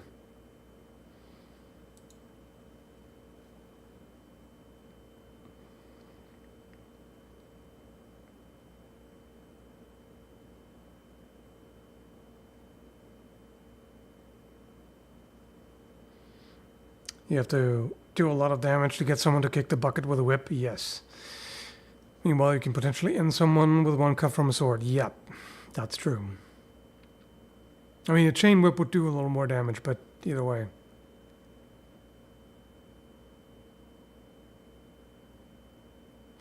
I've always wanted to play a game where you run an adventurer's guild and have to manage the quests and decide who goes on what missions while ensuring that the quests get completed in time.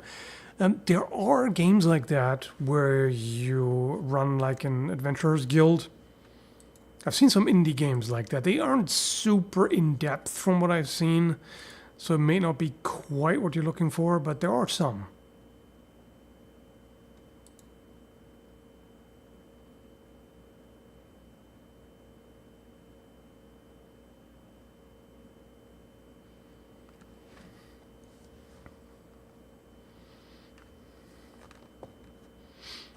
That's the reason I like the Elder Scrolls and Fable and the like. When there's magic, there's at least plausibility of magical feats.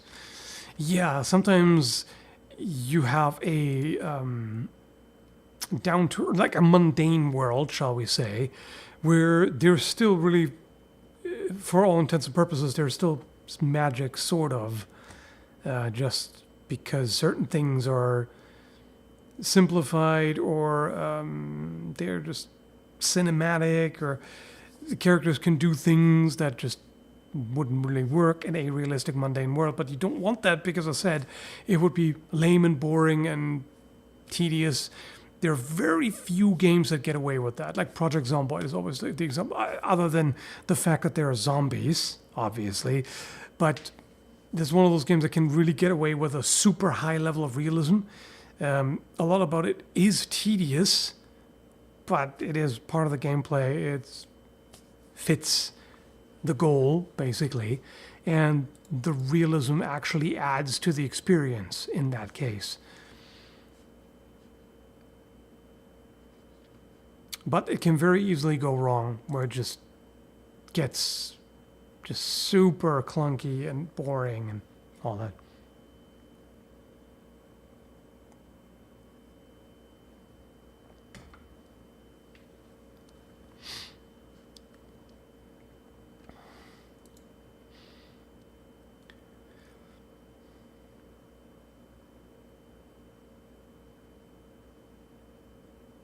Not to mention being a magic user can be a strength-based warrior. In some systems, yes. Sometimes you can't do that. Either it's just straight up not allowed by the rules, or you just don't have enough points. And sometimes you can do it, but if you want to be like a spell sword, basically, you're going to be mediocre at both magic and fighting with weapons, which makes perfect sense. I mean, characters would have a limited amount of time to spend learning magic and practicing with weapons. So, yeah, of course, if you want to be the best possible mage, you'd be studying that all the time, and you'd be meditating and doing whatever it takes to improve your skills. If you want to be the best warrior, then yeah, you're gonna be doing a lot of that, a lot of weapon practice and sparring and this and that. You can combine them, but you're not going to be as good at each, which can still work out. You're just more versatile.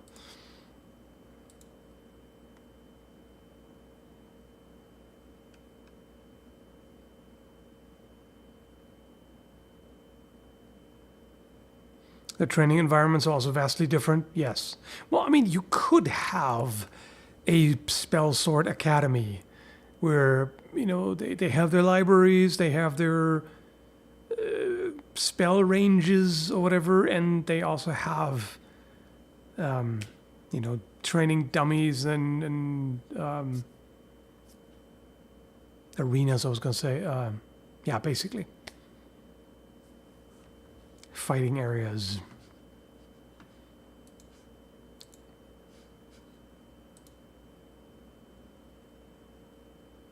Versatility is useful, yes.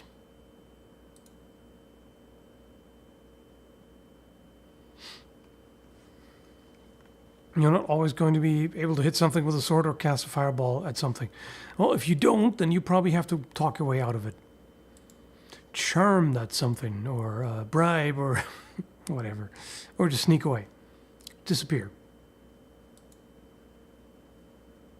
Some people like tedious, otherwise farming and yard work simulators wouldn't be a thing. Yeah, that's true. And truck driver, truck simulator. Personally, I don't get that, but some people love it. So, to each their own, right? Literally never pictured wizards throwing fireballs down a firing range before now. Yeah, but they would have to, right? Because they can't just be sitting in the classroom throwing elemental magic around and burning it all down or flooding it or whatever it is, right? They would need some kind of safe environment where they can practice on targets and stuff, right? So, yeah, basically spell ranges.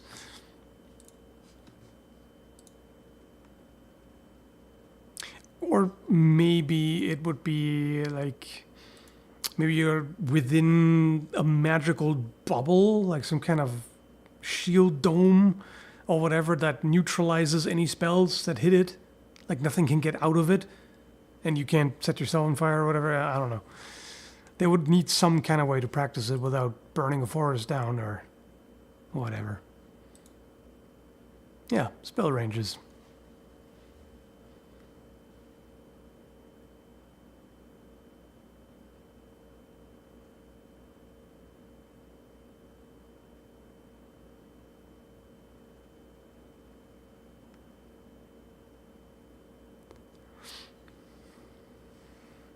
Yeah, true. You can definitely tailor the spells to sword fighting or whatever weapon it happens to be, for sure.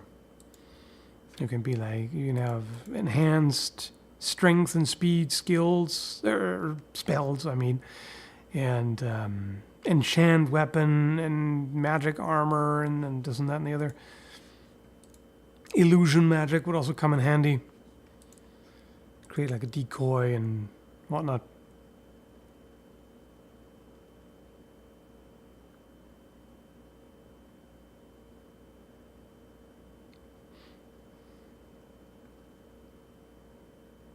Would you use ice or lightning magic first? I usually pick ice magic in games just because slowing enemies tends to be pretty useful. Slowing or sometimes even straight up freezing.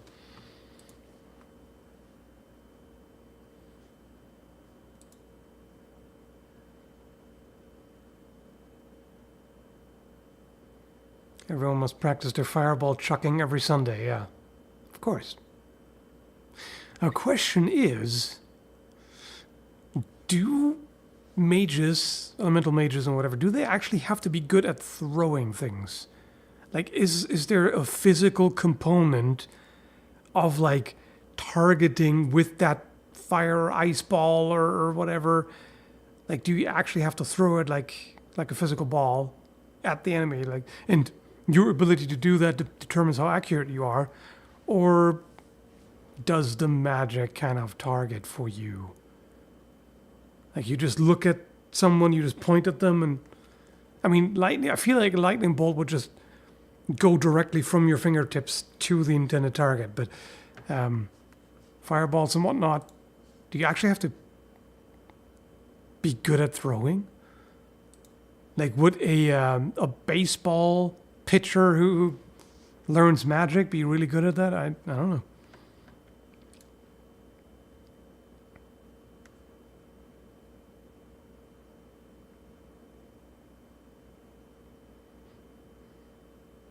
And LARP you do. Good point, yes. If you can't hit anything physically, well then, yeah.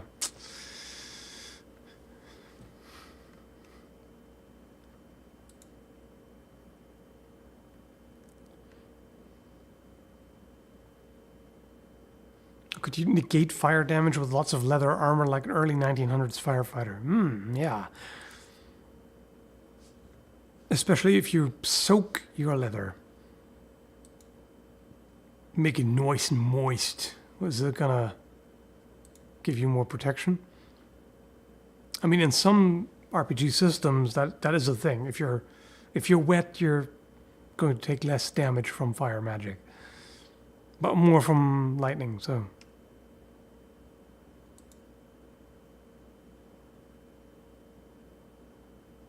Mage Can't Throw uses AoE spells instead. Yeah, maybe.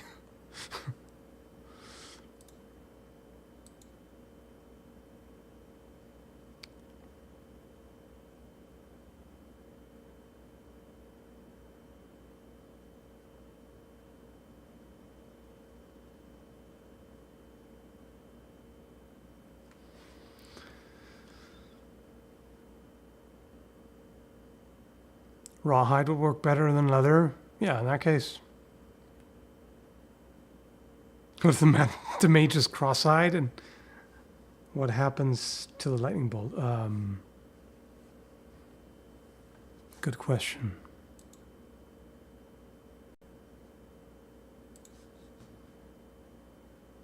I feel like as a mage, with a lot of spells like that, you probably do need to see fairly well.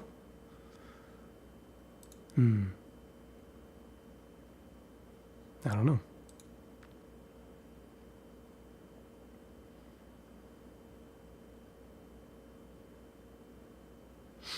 I'm kind of surprised we haven't trashed studded leather armor more. I've done that in the past. Done tests with it, showed what the problem is. I feel like that's done already. I cast nuke.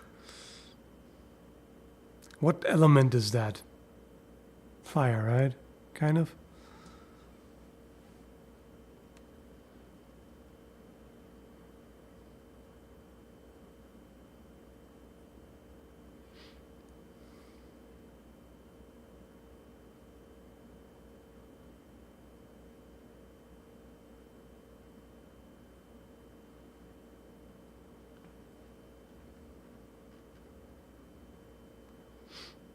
Mental images would rely on willpower. Imagine a mental image with weak fortitude. Can barely control a chicken.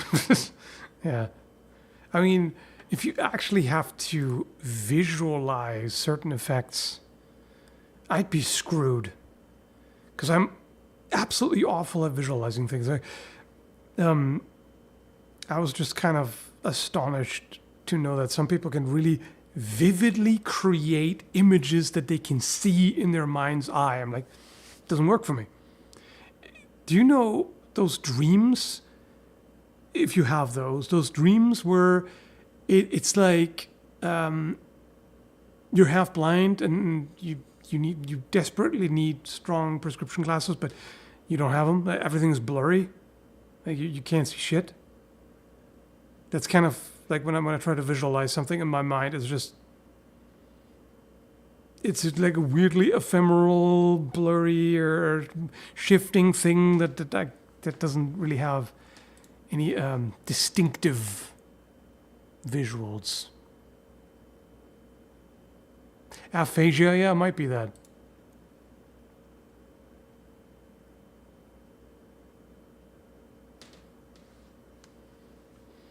Kind of sucks. Yeah, I wish I could do that properly, but not really. Do you think in words or sound? Words. Well, I mean, I can stop thinking in words, because you're basically, the thoughts are independent of the words. They're accompanied by words, if that makes sense, right? Because I feel like I have a thought and then it gets formulated and it gets put into words very shortly after. It happens almost instantaneously, but I can still tell when I pay attention to it. I can still tell that the thought is there before I formulate it out in my head. So I can kind of stop the building the sentence, basically, just cancel it there because I already had the thought. Does that make sense? Do you have that too?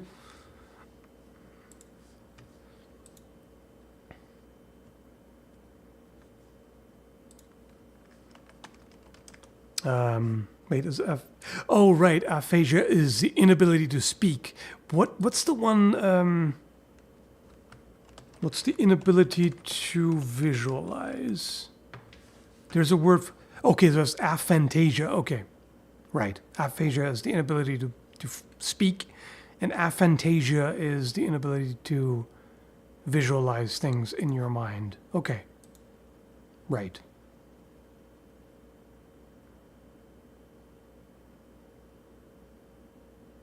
Know how that feels to do it too? Yeah. It's annoying to have to formulate the thought, although it was already there. Yeah, it's kind of weird. So that tells you someone who has never learned to speak, that's how they think. Just without that, translating the thought into words. I wonder if it's faster. If it's like more efficient. I don't know.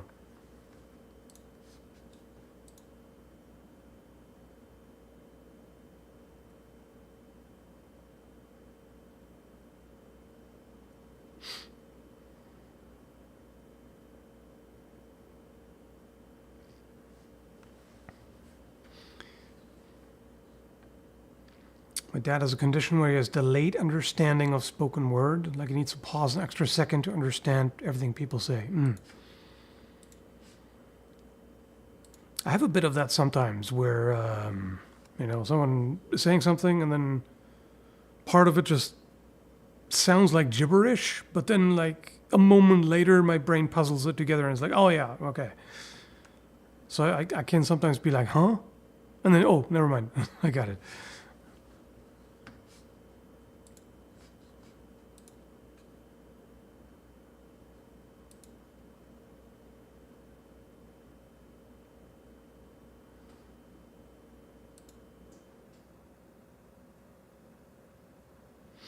I think in images, then my internal dialogue too, yeah.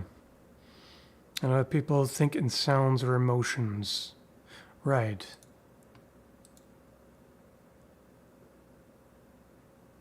And for different people, it's easier to, not visualize, but simulate something in their mind based on whether it's an image or a sound or a feeling, whatever.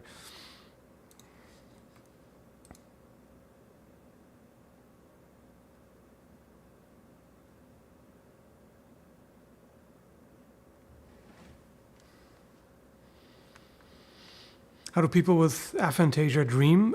Just like normal. That's a funny thing.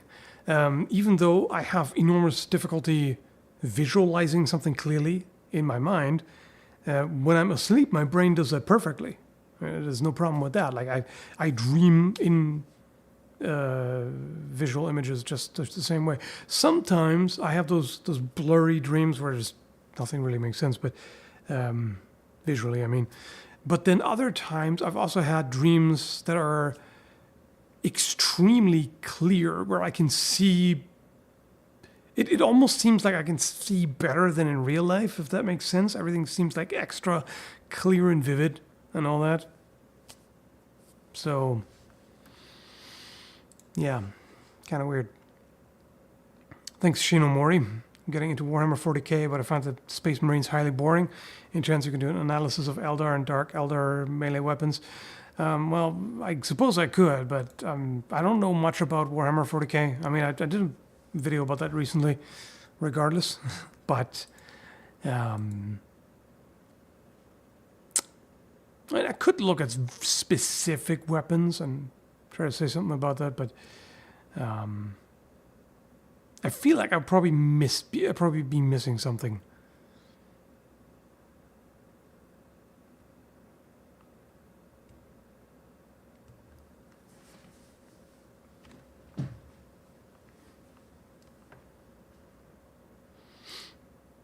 I want to understand some people with aphantasia have dreams where they can only recall sensations or emotions, but not so much in terms of visuals. Huh, interesting. Yeah, I can, as I said, depends. Some dreams are visually very clear, distinctive, others not so much.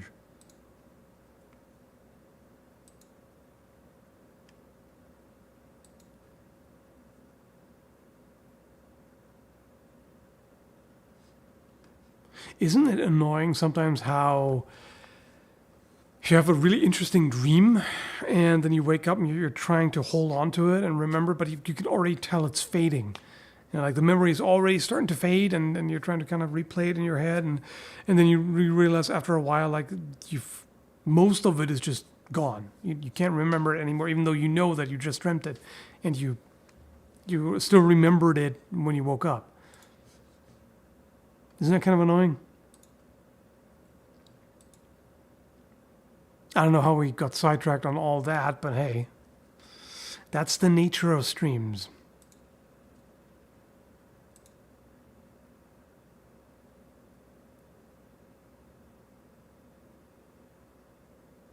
Oh yeah, that's definitely a thing. Sometimes dreams are so nonsensical, kind of devoid of logic and whatever, that it's hard to even remember what the hell it was. Like you remember that at the time in the dream, the way you experienced it, it seemed to make sense, but then you wake up and you realize that the hell kind of nonsense was that? Right. Yeah, I know. Rule of cool is what 40k is all about.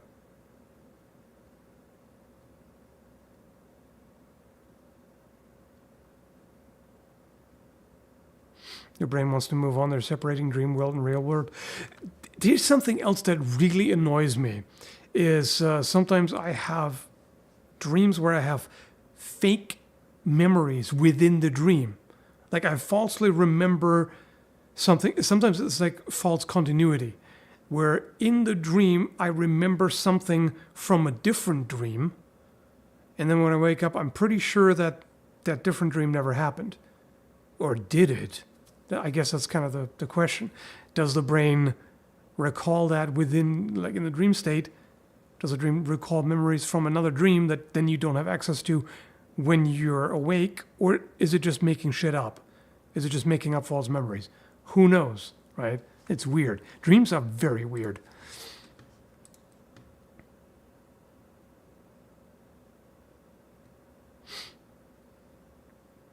Sounds trippy, yeah. If only it was cool stuff, but quite often it's stressful things. Quite often my brain likes to stress me out in dreams. It's like, oh shit, there's this big problem. I remember that. Oh no, and now it's getting worse. And then I wake up like, the fuck was that?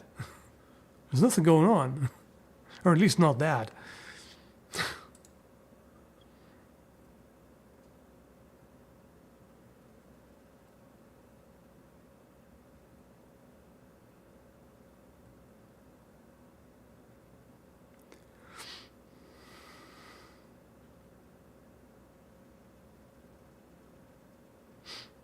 Dreams are a direct link to your subconscious. They aren't stressing you out. They're telling you that you are stressed. Well, I can tell that even without it.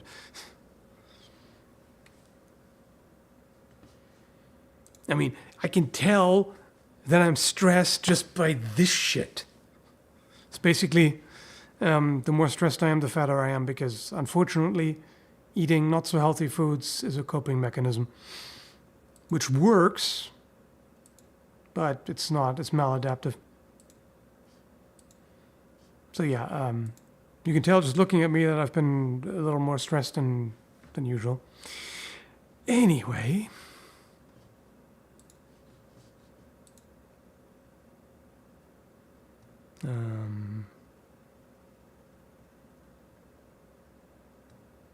Can't remember anything in dreams because it's just your subconsciousness, brain not involved. No, the brain is very much involved. The brain is what does everything, but different parts of the brain, obviously.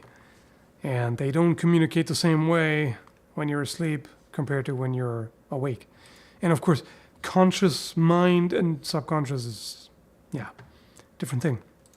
Your brain does a lot of things that your consciousness is not aware of.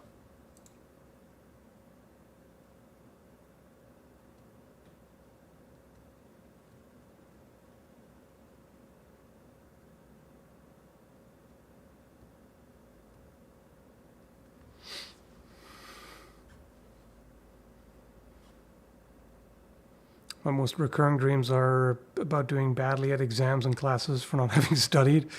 Yeah, I got that too, which is bizarre, right? I mean, like, I still dream of being in school, like in high school. And it's so stupid. It's been... it's been, what, well over 20 years? Oh, wait, hang on.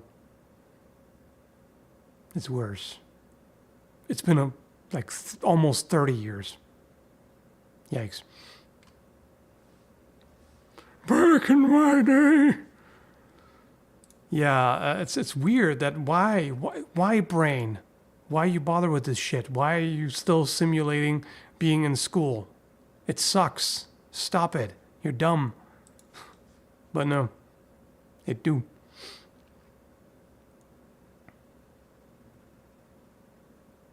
Yeah, I've managed to occasionally lucid dream, which is really cool, but it's tricky to make that happen. I mean, you have to do it with regularity. You have to kind of practice mindfulness, and be consistent with it.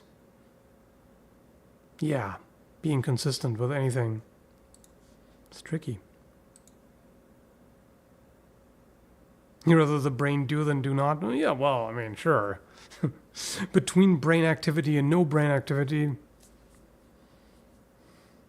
not that it would bother you if you didn't have any. There would be no you to suffer from it, but still preferable like this.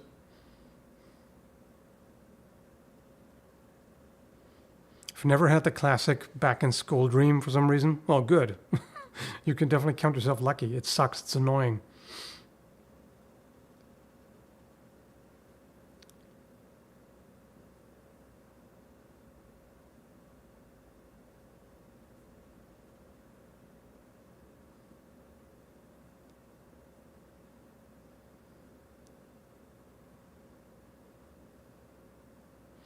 Brain, here, look at this core memory of anxiety. Yeah, that's great. Thanks, Brain. You're a piece of shit. Anyway, we're super tangential now. And not that it's a problem, because it is a stream, and, you know, you generally know what you're getting yourself into here. If you don't, then I'm sorry, I guess. But, yeah, let's wrap it up here. We've been palavering for 2 hours. It's been fun, though. Thanks for hanging out. It's been some fun conversations, and I hope you liked it. Anyway, take care.